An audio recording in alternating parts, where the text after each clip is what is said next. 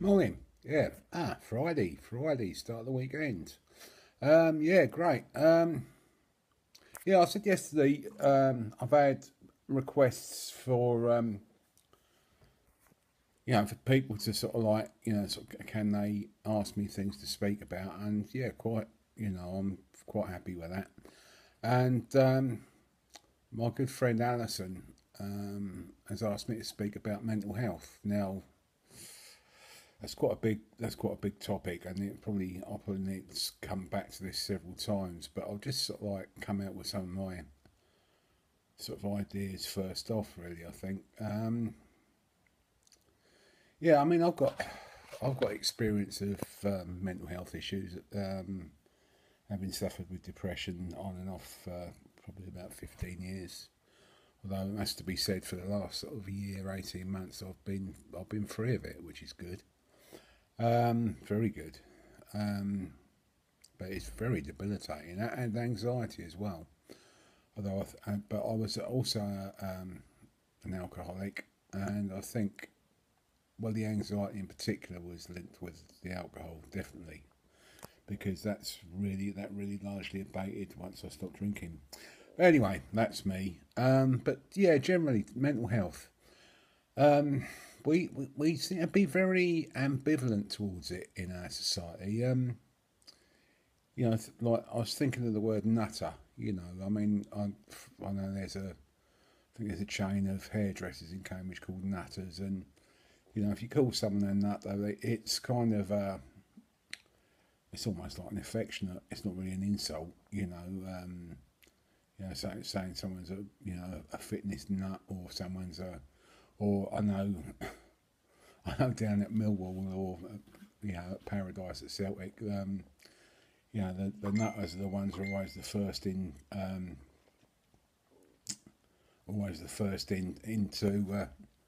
into any ruck and that sort of thing. And yeah, that's considered to be a badge of honour amongst that particular subculture. I think I might sort of beg to differ there, but anyway, yeah. So yeah, we talk about nutters, and we say, oh, he's a loony, or and we say, in a good way. We talk about the England cricket team, the MCC. Their travelling supporters are known as the Barmy Army.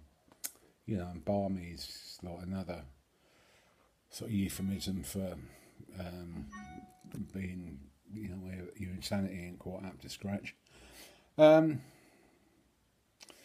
but on the other hand, um, as a society, we are really, really scared of mental illness. And if like we find out that someone, when people find out that you've got like mental health issues, people do tend to give you a bit of a wide berth, really.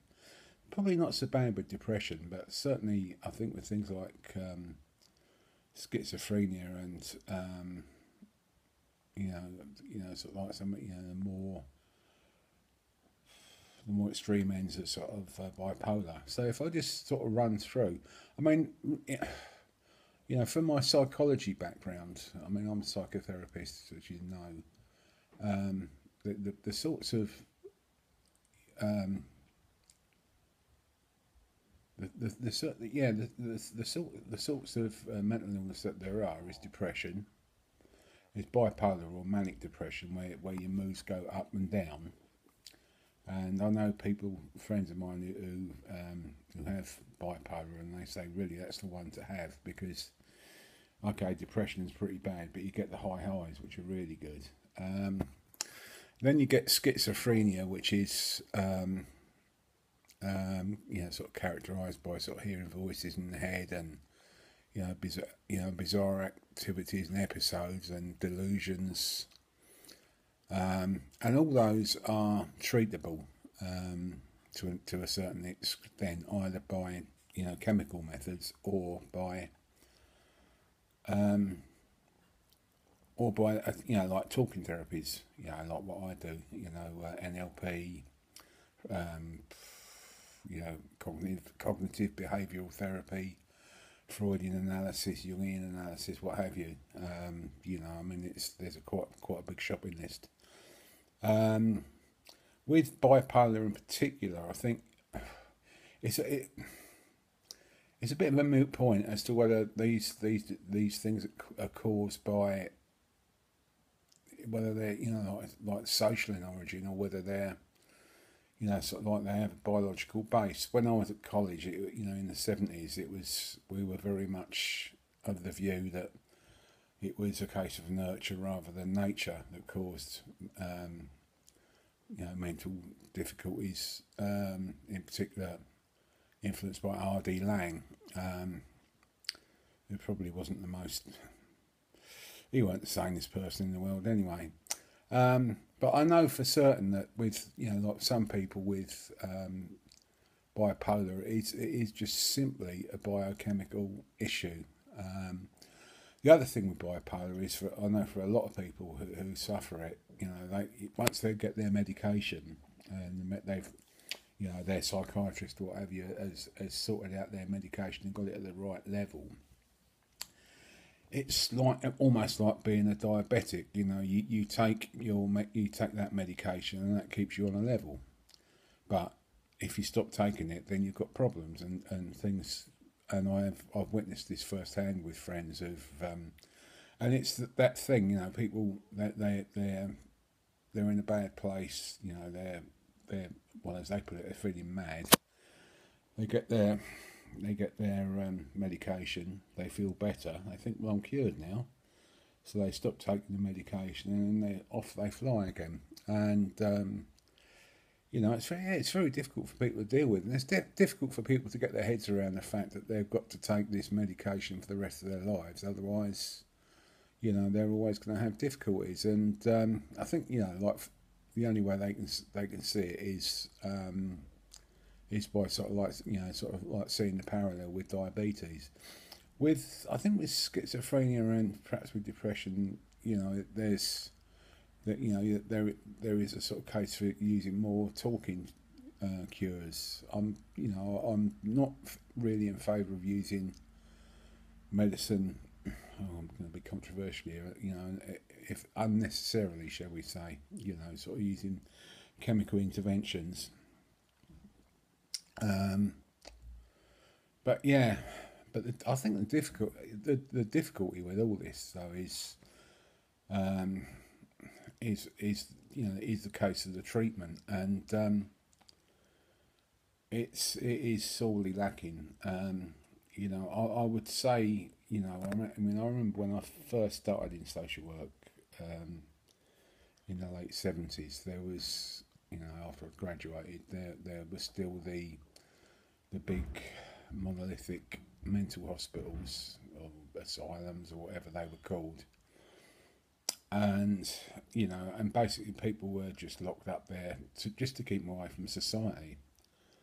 And in their wisdom, the government decided that the answer to this was care in the community, which in itself would have been a damn good idea, you know, sort of keep the people in the community, you know, with a team of psychiatric nurses, you know, like district, you know, travelling like psychiatric nurse, but like a district nurse, to minister to them. And but unfortunately, that was at the time of dear old Maggie, who, well, you know, she was quite in favour of this idea that, you know, you'd save a lot of money by shutting down all these hospitals and tipping out all the patients. The thing was, there was no plan as to what to do with them once they're in the community. And I think, you know, this is still an issue. You know, I mean, there are halfway houses, and there is an amount of support, but a lot of that is from the voluntary sector and things like that. I don't think. I think the government should be doing it, not the voluntary sector. And also, you know, it is sadly lacking. I mean, you only have to walk down the streets of sort of like big cities to see people who are, you know, clearly not well, but who are sort of like at large. And yeah, it's tragic, really, and you know, I mean, oftentimes it will result in suicides, or you know, or it could result in violent behaviour and all sorts. So I do feel this is something that we're really, really not addressing ourselves to, and But trouble is, there's no votes in it.